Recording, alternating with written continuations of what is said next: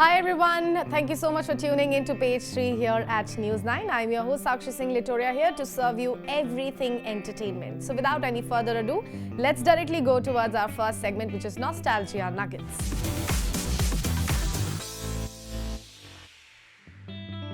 Tonight, let's rewind to the summer of 1977, a time when the world was unknowingly witnessing the final days of the king of rock and roll, Elvis Presley. On June 21st in Rapid City, South Dakota, Elvis walked onto the stage. By then, his health had begun to decline. He was visibly tired, struggling with years of grueling tours and also personal battles. But when he sat down at the piano, something magical happened. He began to sing Unchained Melody. Unlike his big, high-energy shows filled with jumpsuits, glitter and fanfare and of course, those very famous moves, this was very different than all of those. Elvis poured his heart out into that one performance. His hands trembled on the keys, his voice cracked in places, but the sheer emotion behind every word left the audience in awe. Fans remember how the hall fell silent. People knew they were witnessing something deeply personal to Elvis Presley. Elvis stripped off the spectacle, giving them nothing but his soul through music this time around. That night, cameras captured the performance, and it went on to become one of the last recordings of Elvis Presley. Just 2 months later, on August 16th, 1977, the king of rock and roll was gone. He left us. But that rendition of Unchained Melody lives on. It's more than just a song. It's a reminder of an artist who, even at the end, gave everything he had to his music and his fans, and of course, the iconic moves that I've just mentioned. Elvis Presley once said, let me quote him here, "Music should never be just a sound. It should touch your heart." And that final performance of Unchained Melody did exactly that. Even today, decades later, we remember him not just as the superstar in the white jumpsuit, but as the man who sat at a piano one summer evening and sang his heart out. And that's why, for the world, Elvis Presley will never really leave the building.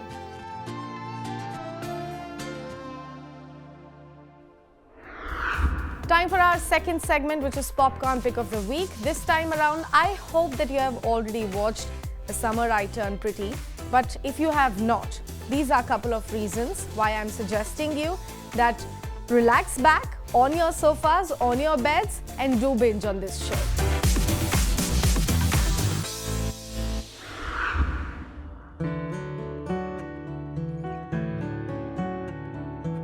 Now you know that few shows capture the heartache and magic of growing up, quite like The Summer I Turned Pretty.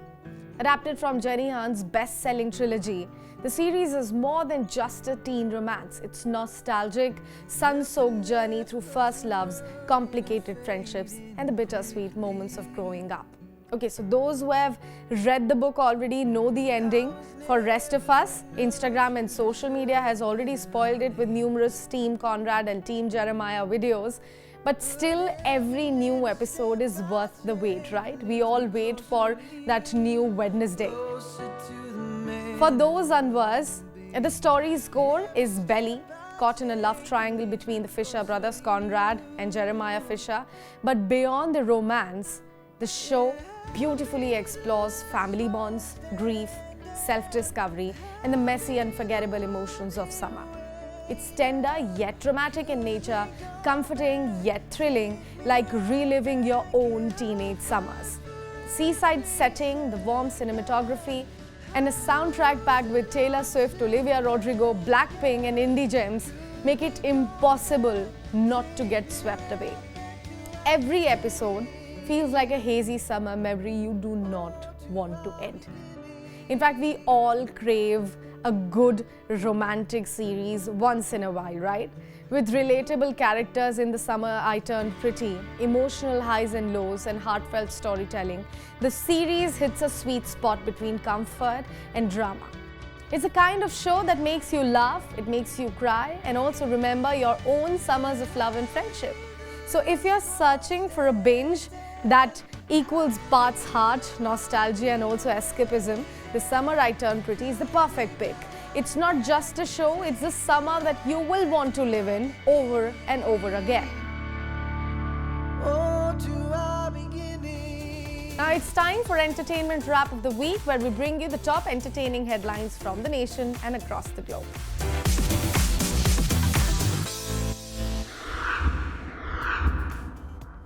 Pop icon Taylor Swift and NFL star Travis Kelce have officially announced their engagement in a joint Instagram post. Alia Bhatt reacted strongly after a video of her and Ranbir Kapoor's newly constructed home went viral, stating that it is clear invasion of privacy. Film producer Boney Kapoor has moved the Madras High Court, alleging that 3 individuals have been unlawfully claiming rights over a Chennai property of his late wife, actress Sridevi. Rumours suggest that YRF has shelved its ambitious plan of creating a standalone film around Junior NTR's War 2 character Agent Vikram after film's underwhelming performance at the box office. BTS member V brought star power to Dodger Stadium as he threw the ceremonial first pitch during the LA Dodgers vs Cincinnati Reds game. Trouble mounts for Lil Nas X. The 26-year-old rapper has been hit with 4 felony charges, including 3 counts of battery on police officers. He pleaded not guilty. Singer Amal Malik breaks silence on cutting ties with the family in the first episode of new season of Bigg Boss. He also spoke about his mental health. Maas Jatara starring Ravi Teja and Sri Leela has postponed its August 27th release due to industry strikes. New dates to be announced soon. Sam Asghari says his marriage to Britney Spears quote-unquote felt very real, responding to Britney's recent claims that it was in fact a quote-unquote fake distraction. Chris Columbus, the director of the first 2 original Harry Potter films, has ruled out his involvement from the upcoming HBO series adaptation. And last but not the least, this time around for Crispy Chats of the Week, we sat down with the Shloka. You must have heard the name from MTV Hustle. But why am I bringing this chat to you at this point of time? Because Mahavatar Narasimha is still soaring high in the theatres. Here's the chat with very famous musician. Hi everyone, speaking to Page 3 here at News 9 with me, Sakshi Singh Litori, as a very special guest. You must have heard Roar of Narasimha already because that's a surprise movie for all of us. बहुत छोटे budget पे बनी है वो film और क्या धमाका मचा चुकी है. रोर ऑफ नरसिम्हा आपने जरूर सुना होगा क्लाइमेक्स सीन के दौरान, और उसके पीछे के जो कलाकार हैं द श्लोका, वो हमारे साथ में बैठे हुए हैं. Thank you so much for speaking to news 9 Shloka. धन्यवाद हमें आमंत्रित करने के लिए यहाँ पे. सबसे पहले तो आपका. इतना एक्साइटेड हूँ मैं आपसे मिलने के लिए क्योंकि मैंने फिल्म देखी. स्पेशली क्लाइमेक्स सीन में जो गूज बम्स आ जाते हैं, उसके साथ में मिक्स करी जाए अगर रोर ऑफ नरसिम्हा, जी जी, तो फिर that's magical. How did you create that magic? सबसे पहले तो इसका श्रेय जाता है जो मूवी के डायरेक्टर हैं अश्वनी कुमार सर, उनको, कि उन्होंने मुझ पे विश्वास दिखाया कि मैं इस कर्तव्य को सही ढंग से निभा पाऊँ. बिकॉज वो एक सबसे इम्पोर्टेंट जो पार्ट है मूवी का वो है क्लाइमेक्स, और वहाँ पे मेरे आवाज़ के साथ ट्रस्ट करना कि मैं इसका आवाज़ यहाँ पे परफेक्ट जाएगा, तो उसके लिए मैं उनका आभारी रहूँगा. मैं आजीवन आभारी रहूँगा. और दूसरी जो इसका क्रेडिट जाता है वो जाता है सैम CS सर को, जिन्होंने इसका BGM डिज़ाइन किया. तो मैं बहुत बहुत बहुत बस इस प्रोजेक्ट के लिए मैं आभारी हूँ भगवान का और अश्वनी कुमार सर का कि उन्होंने ट्रस्ट किया. और इतने सारे टैग्स देश विदेश सब जगह से उस सीन, पर्टिकुलर सीन पे आ रहे हैं मुझे, कि मतलब मैं सबका रिपोस्ट नहीं कर पा रहा, जितनों का कर पा रहा हूँ मैं कर पा रहा हूँ. तो बस यही थी कहानी उनकी. मैं श्लोका आपसे जानना चाहती हूँ बिकॉज मूवी जो है वो सिर्फ हिंदी में नहीं बनी है. जी जी. There are multiple languages the movie has been released in. तो क्या हर जो भी लैंग्वेज में ये ट्रांसलेट हुआ है, तो सॉन्ग के पीछे सारे लैंग्वेजेस में किस का नहीं, BGM जो करा है सारे लैंग्वेज का वो एक ही ने करा है, जिनका नाम है सैम CS. उन्होंने इससे पहले विक्रम वेदा और भी बहुत सारे हिंदी और साउथ में तो कई मूवीज में करा है उन्होंने. बट बाकी सब लैंग्वेज के लिए अलग अलग लोगों ने करा है। हिंदी के लिए जो गाने लिखे हैं वो मैंने लिखे हैं, और भी गाने जो आप सुने हैं मूवी में, जग में तेरा नाम हो या फिर हरी की गाथा, वो मैंने लिखे हैं। और 2 सॉन्ग है जिसमें मेरी आवाज़ है, एक असुर थीम करके और एक ये रोअर ऑफ नरसिम्हा। तो ये 2 के लिए मैंने अपनी आवाज़ दी है। जैसे हम कभी किसी ऑथर का इंटरव्यू करते हैं, whenever I speak to somebody who has written a book or is writing a book, वो जनरली एक राइटर्स ब्लॉक के बारे में बात करते हैं। जी। जब आप सॉन्ग लिखने के लिए बैठते हैं तो क्या वो एक राइटर ब्लॉक आपको फेस करना पड़ा है कभी, कि अभी अटक गए हैं कि कैसे? हाँ, कभी कभी होता है, बट सबका अलग अलग प्रोसेस होता है उससे निकलने का। मेरा प्रोसेस है, मैं थोड़ी देर का ब्रेक ले लेता हूँ, अगर मतलब कहीं मैं अटक रहा हूँ तो थोड़ा बाहर घूम लिया या फिर कहीं टहलने चले गए, फिर आता हूँ वापस, फिर वो खत्म हो जाता है। मेरा यही है। मैं जानना चाहती हूँ कि आप बहुत स्पेशल कला पोजेस करते हैं। आप इंडियन मिथोलॉजी, आप इंडियन एपिक्स को बड़ी ब्यूटीफुली जो है मॉडर्न क्राफ्ट में ब्लेंड कर लेते हैं। हाँ जी। वो चस्का कैसे चढ़ा? इसका मतलब अगर मैं देखने जाता हूँ अब मैं अपने पास्ट में, तो ये कहीं ना कहीं जो अपब्रिंगिंग होती है ना आपकी, जो आपके सराउंडिंग्स होते हैं, उससे आती है। तो मेरा नानी गांव और मेरा गांव मिथिला, मतलब मेरा जो घर है वो मिथिला में है, और मेरा नानी गांव जनकपुर, जो कि सीता माँ की धरती है। तो वहाँ बचपन से आना जाना, मतलब ऐसा लगा रहा, कीर्तन एंड ऑल। तो वो एक तो लाइफ में बचपन से ही एक पार्ट था। फिर जब मैं अपने टीन एज में पहुँचा तो हिप हॉप से इंट्रो हुआ मेरा थोड़ा बहुत। तो फिर मैंने इधर भी रिसर्च करना शुरू किया। तो ये स्पेस जो था ना हिंदी और माइथोलॉजी वाला, वो मुझे पूरा खाली दिखा कि, और वो मेरा सबसे मतलब मेरा फोर्टे था वो। तो मैंने मतलब जो भी मैंने साहित्य, एक बात और, साहित्य मैंने बचपन से बहुत ज़्यादा पढ़ी है। मतलब जब मैं 5वीं में था तो मैं 12th के हिंदी बुक्स पढ़ जाता था, ऐसे मतलब चस्का था मुझे। बिकॉज हमारे गांव में कोई ऐसे वो नहीं होती थी इंटरटेनमेंट का कोई सोर्स, तो कहानियाँ, कविताएं, समाचार पत्र जो होते हैं वही होते हैं, अखबार। तो इतना ज़्यादा मैंने मतलब पढ़ते पढ़ते अब मैं देखता हूँ वो पास्ट में जाके, तब पता चलता है कि वो कहाँ से आया। तो वही मेरा श्रेय जाता है मेरे एनवायरनमेंट को, मेरे जगह को और मेरी अपब्रिंगिंग को, बस यही कहूँगा मैं। लेकिन why I called it very interesting is because जैसा आपने कहा, रैपिंग जो है वो यूजुअली जब हम वर्ड रैपिंग सुनते हैं, हम किसी रैपर को देखते हैं, उनका एक तरीके का पहनाव होता है। बिल्कुल। बहुत ज्यादा सिमिलैरिटीज जो होती है वो हिप हॉप कल्चर से होती है, वेस्ट से होती है, या फिर मैं कह सकती हूँ अफ्रीका से होती है।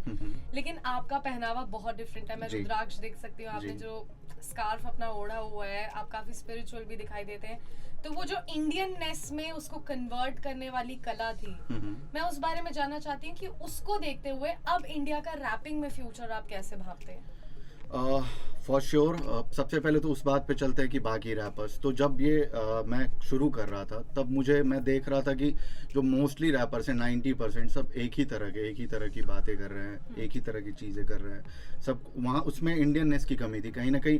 ठीक है, ये म्यूज़िक वेस्टर्न है, लेकिन क्या पता अगर इसके पास्ट में जाएं तो ये हमने ही दिया है उन्हें, अगर बहुत उससे भी पास्ट में जाएं तो। मेरा तो यही मानना है कि यहाँ भारत ने इस चीज़ को दिया है। चूँकि पुराने भी टाइम पे आप देखोगे तो कवि प्रतियोगिता और राजाओं के दरबार में होता था, जो कि आज रैप बैटल हो गया। तो मेरा मानना तो यही है कि हमने इस कला को जन्म दिया है, तो क्यों ना उसमें भारतीयता को मिक्स किया जाए। जो कि भारतीयता की कमी मुझे साफ, बहुत सारे आज भी जो बड़े मैं किन्हीं का नाम नहीं लूँगा, लेकिन बहुत सारे रैपर्स जो है वो वही फॉलो कर रहे हैं। क्यों इसको आप इंडियन क्यों नहीं बना सकते, इंडियननेस क्यों नहीं डाल सकते? और जहाँ तक मेरी बात है, जब मैंने शुरू करा था ये शुद्ध हिंदी में एंड उसमें स्पिरिचुअलिटी और माइथोलॉजी को मिक्स करना, तो किसी ने मतलब सब ने ये कहा था कि ये नहीं चलेगा। But thanks to MTV hustle, उन्होंने ट्रस्ट किया मेरे विजन पे और मेरे म्यूज़िक पे, मेरे साउंड पे। उन्होंने चांस दिया और फिर वहाँ से प्रूव हुआ कि एक जॉनरा, मतलब ये एक जॉनरा अलग ही हिप हॉप का क्रिएट करने का मतलब मुझे अवसर मिला। और उसके लिए मैं सौभाग्यशाली हूँ MTV हसल का, कि हिप हॉप का एक अलग जॉनरा हम लोगों ने, मतलब मैंने डिस्कवर किया। उसके बाद तो खैर बहुत सारे रैपर्स आए जो कि अब मैं देख रहा हूँ कि शुद्ध हिंदी में करते हैं ऑल। तो अब मुझे लगता है कि ये ना आने वाले टाइम में, आपने फ्यूचर की बात की, तो मैं ये कहना चाहूँगा कि आने वाले टाइम में जो इंडियन है वो जब ये सब सुन के बोर हो जाएंगे ना एक टाइम बाद, कि यो कूल लड़की, दारू, नशे एंड ऑल प्रमोट करना, तो फिर वो अपने रूट्स पे वापस आएंगे और तब खोजेंगे श्लोका जैसे आर्टिस्ट को, श्लोका जैसे आर्टिस्ट को। और इसका फ्यूचर बहुत ही ब्राइट है, ये मैं आज भी मानता हूँ, कल भी मानता था, आगे भी मानता रहूँ। Beautiful. आपने MTV Hustle की बात करी, so I really want to know more about your journey at MTV Hustle. How did life change after that? Life change तो हुआ ऑफ कोर्स, बट उसके साथ ही उतने स्ट्रगल्स भी बढ़े। क्या होता है कि जब आप एक मुकाम सोचते रहते हो कि सपना यहाँ तक पहुँचना है, यहाँ तक पहुँचना है, वहाँ पहुँचते हो फिर लगता है अरे ये तो बस पहला स्टेप था, इसके बाद तो बहुत सारी चीज़ें बची हुई है। तो ऑफ कोर्स ज़िंदगी तो चेंज हुई, काम आए बहुत सारे असुर, महाअवतार नरसिम्हा, और उसका पहला पायदान मैं कहूँगा तो हसल ही था। हालांकि उसके बाद बहुत सारे जो सहयोग होते हैं वो उन लोगों से नहीं मुझे प्राप्त हुआ, इसके लिए मुझे कोई खेद भी नहीं है। जैसे कि और रैपर्स को मिलते हैं और भी मेरे कोलीग्स को मिले, वो नहीं मिला, बट ठीक है। ये मैं अगर आज इतने बड़े बड़े काम जहाँ तक जो मैंने सपने में नहीं सोचा था, अगर वो मैं कर पा रहा हूँ एक बिहार के गांव से आके और वहाँ तक पहुँचना कि एक इंडिया के one of the biggest animation movie में साउंड अपनी आवाज़ देना, गाने लिखना, तो वो कहीं ना कहीं उसमें MTV हसल का ऑफ कोर्स हाथ है। कोई स्पॉइलर मैं नहीं देना चाहती हूँ, लेकिन हमें पता है कि महाअवतार नरसिम्हा जो है वो पहले पार्ट पे रुकने वाली नहीं है। जी बिल्कुल। There are going to be multiple chapters. Teaser is already there. Of course. मैं आपसे जानना चाहती हूँ कि will we see the shloka in next of the parts as well? I hope makers जो हैं वो ट्रस्ट करें और भी पार्ट में। आने वाला परशुराम है, तो अभी तो खैर वो लोग बिजी हैं इसी के प्रमोशंस एंड ऑल में, तो जब वो फ्री होते हैं और ये परशुराम महाअवतार परशुराम पे काम शुरू होता है तो मैं कोशिश करूंगा कि मैं भी इसका पार्ट रहूं और आने वाले बाकी सारे 10 पार्ट का मैं पार्ट रहूं। मैं आपसे एक चीज और जानना चाहती हूँ, अगर हम इंडियन म्यूजिकल इंडस्ट्री की बात करें तो एक शिकायत स्पेशली हिंदी फिल्म इंडस्ट्री से लोगों की ये रहती है कि जो है गाने नए नहीं आ रहे हैं सामने। बिल्कुल। गाने जो है वो पुराने उठा के आल्बम का रीमेक किया जा रहा है, रीमिक्स कल भी मैं इस पे एक वीडियो देख रहा था। जी, तो मैं आपसे जानना चाहती हूँ कि वो जो गोल्डन पीरियड था हमारे लिए, जब बहुत खूबसूरत गाने लिखे जाते थे, जब लोगों के आंख में आंसू तक आ जाते थे, वो गाने अब कब बनेंगे, वो कैसे बनेंगे, हम कहाँ लैग कर रहे हैं? लैग कर रहे हैं वहाँ पे जहाँ पे मतलब जो कोई नया सोचता है, नया करने की ट्राई करता है।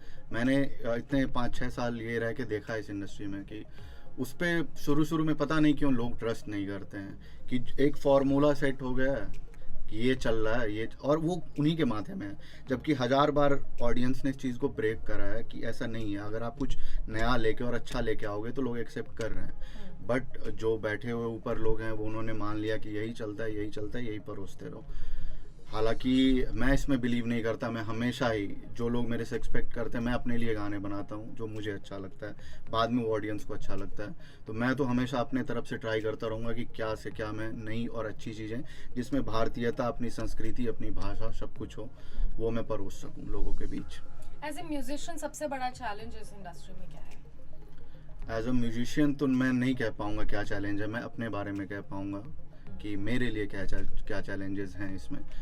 चूँकि मैं एक ख़ास विचारधारा और ख़ास संस्कृति को प्रमोट करता हूँ थ्रू आउट द अपने करियर, जो कि विजिबल ही है मेरे गानों के थ्रू, और भी मेरे डिस्कोग्राफी आप चेक कर लो तो शायद मुझे लगता है कि इन चीज़ों को लोग बढ़ावा नहीं देते हैं हमारे फील्ड में।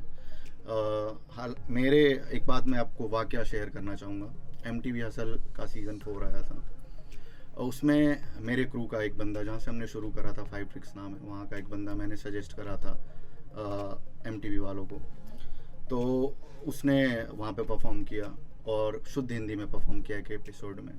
अब ये बताइए कि वो स्टाइल मैंने दिया है उस मंच को, मेरे क्रू का लड़का है, मेरा सजेस्ट किया हुआ लड़का है, और वो मेरा स्टाइल परफॉर्म कर रहा है। एक बार क्या वहाँ पे चर्चा, एक बार नाम मेंशन नहीं हो सकता था। तो ये सब चीज़ें तो मैं देख रहा हूँ बहुत सालों से। खैर उसके लिए मैं दिल में कुछ रखता नहीं हूँ, बट ये मैं मानता हूँ कि जो एक खास विचारधारा को फॉलो करते हैं हमारे इंडस्ट्री में, उनको उतना पुश नहीं मिलता है जो एक दूसरे साइड के लोग हैं उनको जितना पुश मिलता है, ये मैं मानता हूँ। और इस चीज़ के बारे में मतलब आपको और भी किसी से सुनने में इस तरीके का बहुत सारी चीज़ें सुनने में आती है कि अगर किसी ने कहीं पे नाम लिया है, क्रेडिट दिया है, तो वो कटवाते हैं लोग, ये सब भी कान तक आती है। तो it is what is it is, वो कहते हैं ना, होई है वही जो राम रची राखा, और मैं इसमें पूर्णतया बिलीव करता हूँ। अगर नहीं करता तो आज इतना रोकने के बावजूद यहाँ तक मैं मतलब ये इतना बड़ा काम नहीं कर पाता मैं, तो बस उन्हीं की कृपा है। नेक्स्ट क्या है श्लोका आपके लिए? किस चीज पे काम कर रहे हैं? कहाँ हम नेक्स्ट आपको तो देख मैं अपने पाएंगे? एल्बम पे काम कर रहा हूँ, जो कि फिर से इससे पहले मैंने पंचतत्व नाम की एक कलेक्शन ऑफ सॉन्ग्स दी थी, जिसको ईपी कहते हैं हमारी भाषा में, पंचतत्व, जिसमें 5 गाने थे, 5 अलग अलग। पंचतत्व का वो विज़न ही था कि 5 चीज़ों से मिलके जो हमारा शरीर बना है, जी। तो एक गाना आग को रिप्रेजेंट करता था, एक ऐसे। जी। तो अब जो नेक्स्ट है पंचतत्व, इसलिए भी यूज किया जाता है जब कोई मर जाता है तो कहते हैं कि उनका शरीर पंचतत्व में विलीन हो गया। तो अब पंचतत्व के बाद क्या होता है, फिर पुनर्जन्म। तो अब जो एल्बम आ रही है उसका नाम मैं पुनर्जन्म या अवतार, ये 2 में से सोच रहा हूँ, जो कि फुल ऑन फिर से इंडियन म्यूजिक, इंडियन लैंग्वेज और सब कुछ उसमें भारतीय होगी। मैं एक चीज़ और आपसे जानना चाहती हूँ, आपकी इतनी स्ट्रांग आइडियोलॉजी को लेके, आपके इतने स्ट्रांग पोर्ट्रेयल को लेके, एक वोकल सपोर्ट आपकी अपनी थिंकिंग को लेके जो है, उस वजह से क्या कभी किसी ने आपको रोकने की कोशिश करी, या किसी ने आपको ऐसा कोई सजेशन देने की कोशिश करी कि आपको कुछ और भी ट्राई करना चाहिए, आपको सिर्फ इससे जुड़े नहीं रहना चाहिए पूरे टाइम? बिल्कुल दिया है, लेकिन मैं कैसे, कोई तो ये करेगा। बहुत सारे लोगों ने कहा है कि तू सिर्फ एक हिंदी हिंदी हिंदी ही क्यों करता है, और भी चीज़ों तक पहुंच सकता है, तो और भी चीज़ें ट्राई कर। बट मुझे जो पहचान दिया है, मुझे उसी भाषा ने दिया, उसी संस्कृति ने दिया, उसी रिलीजन ने, उसी धर्म ने दिया है मुझे, तो मैं कैसे छोड़ सकता हूँ। भले ही जितना ही है, मतलब मैं ज़्यादा अगर उसके कमर्शियल एस्पेक्ट के पीछे देखूं तो मैं ये मानता भी हूं कि मैं बाकी रैपरों से बहुत ही कम उसमें, और मैं बहुत कम नीचे आता हूं, और मैं ये मानता भी नहीं कि मैं भागता भी नहीं उसके पीछे, क्योंकि माँ ने संतोष करना सिखाया है, सबसे पहली बात। और दूसरी बात कि इस फिलॉसफी में भी मैं मानता हूँ कि साई इतना दीजिए जहाँ में कुटुंब समाए, मैं भी भूखा ना रहूँ, साधु ना भूखा जाए। तो उतना ऊपर वाले ने दिया हुआ है कि माँ पिताजी को अच्छे से खिला सकें और उनको अच्छी सेहत दे, उनको स्वास्थ्य दे सकें, अच्छा घर दे सके, अच्छा खाना दे सके। बाकी उसके बाद जो है वो मैं यही करूँगा, चाहे मेरी ज़िंदगी के आखिरी सांस तक मैं यही म्यूज़िक, यही भाषा, यही संस्कृति को प्रमोट करता रहूँगा। बहुत खूबसूरत। मैं आपसे एक और चीज़ जानना चाहती हूँ, महाअवतार नरसिम्हा जैसी अपॉर्चुनिटी आप तक कैसे पहुँची? क्योंकि हम ये चर्चा कर रहे थे इंटरव्यू के पहले कि जैसे अगर आप अपने गांव में किसी को बताएंगे तो आप नॉर्मल जैसे हम बोलते हैं कि हम दिल्ली में रहते हैं बताएंगे, लेकिन असल में कोई इसी एरिया के इंसान से आप पूछेंगे तो आप बताएंगे नोएडा में। तो नोएडा में रहने वाले व्यक्ति को वहाँ साउथ से उड़ते हुए अपॉर्चुनिटी कैसे मिली, मुझे ये जानना है। हाँ, ये भी एक मतलब मैं ईश्वरीय ही कृपा मानूंगा।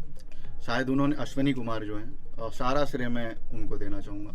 उन्होंने कहीं तो मेरा म्यूज़िक सुना हुआ था, और वो थोड़े हिप हॉप एंड वो उसको फॉलो करते हैं, तो उन्होंने ही कनेक्ट किया था, मुझे कॉल किया था, उनकी तरफ से कॉल आया था। फिर मैं गया मिलने के लिए, फिर उन्होंने बताया कि ये प्रोजेक्ट है, उन्होंने विजुअल्स दिखाए, बीजीएम सुनाया। मैंने कहा बस अब इसको तो मैं तोड़ दूंगा, यही चाहिए था मुझे। बस मुझे पता है कि जो मैं कर रहा हूँ उसके लिए ये चीज़ परफेक्ट है, जो चीज़ें मैं करता आया हूँ अभी तक, उसके लिए ये चीज़ यहाँ अगर मुझे मिल गई तो मैं इसको तोड़ दूंगा। और वही हुआ, जो मैंने लिखा, जो मैंने गाया, उसको इतना अप्रिशिएट लोगों ने किया, इतना कि मैं बस अभिभूत हूँ और कुछ नहीं, और मैं आभारी हूँ। अश्विनी जी का क्या रिएक्शन था after listening to roar of Narasimha? बहुत ही अच्छा। उन्होंने मतलब प्रीमियर पे माँ पिताजी गए थे हमारे, उन्होंने बहुत ही मतलब अच्छी बातें बोली कि यार आपका बेटा आग लगा रहा है। वो सुन के जो छाती चौड़ी होती है, वो कोई पैसा उसका मोल नहीं दे सकता। खूबसूरत। एक चीज़ और मैं आपसे जानना चाहती हूँ कि सोशल मीडिया पे जैसे रोड ऑफ नरसिम्हा काफ़ी ज़्यादा वायरल हो चुका है, रील बहुत ज़्यादा वायरल हो चुकी है, तो वो सारा अप्रिसिएशन आप कैसे लेते हैं?